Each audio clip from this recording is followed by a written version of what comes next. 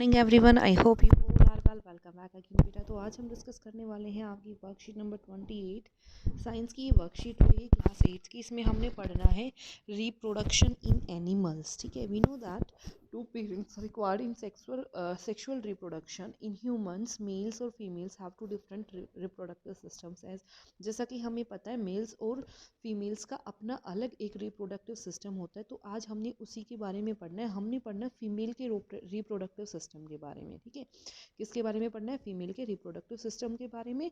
और जो फीमेल का रिप्रोडक्टिव सिस्टम होता है बेटा, उसमें तीन अलग अलग चीज़ होते हैं, जैसे कि पेयर ऑफ ओवरीज होता है।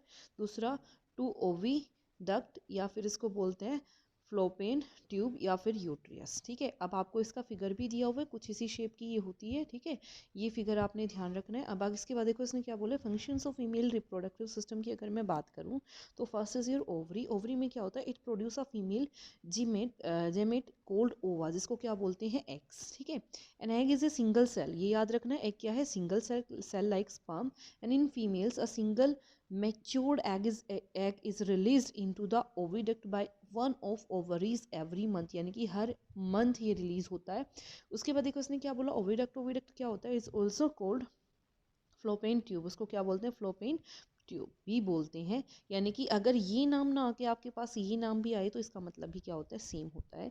It act as a passage for the egg. ये क्या किस चीज़ का काम करती है? Act as a passage for the egg to reach the uterus, यानी कि ये हेल्प करती है यूट्रस तक पहुंचाने में।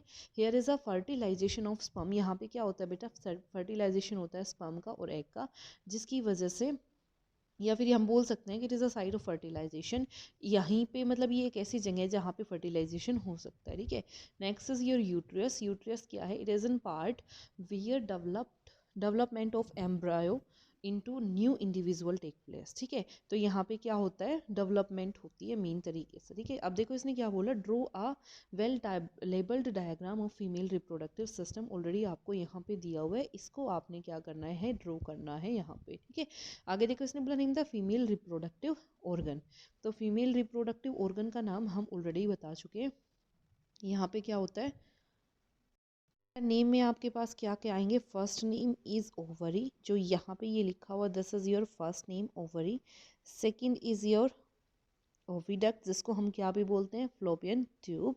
और next is your third is your uterus. ठीक है, तो ये था आपका सेकंड क्वेश्चन का answer. Next is what we call female gametes. और अभी अभी हमने बताया था एग्स भी बोलते हैं, या फिर इसको क्या भी बोलते हैं? यहाँ पे साफ लिखा हुआ है, क्या बोलते हैं? ओवा। ठीक है, यहाँ से ध्यान से देखना, इसका आंसर क्या आएगा ये। ठीक है, अब आ जाओ नेक्स्ट पे। इसने क्या बोला, वेयर इट इज प्रोड्यूस। तो कहाँ प्रोड्यूस होता है? ओवरी में। आंसर क्या आ गया? ओवरी। तो आंसर क्या आ जाएगा? ओवा इन ओवरी। ठीक है, तो यहाँ से आपके पास आंसर आप लिखोगे तो क्या लिखोगे?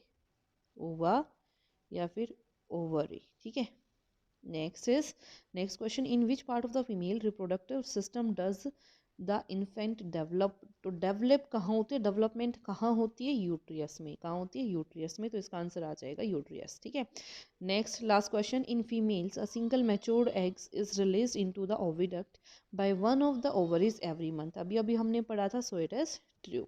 The egg is not a single cell structure. अभी अभी हमने क्या पढ़ा था? It is a single cell structure, तो इट इज फॉल्स।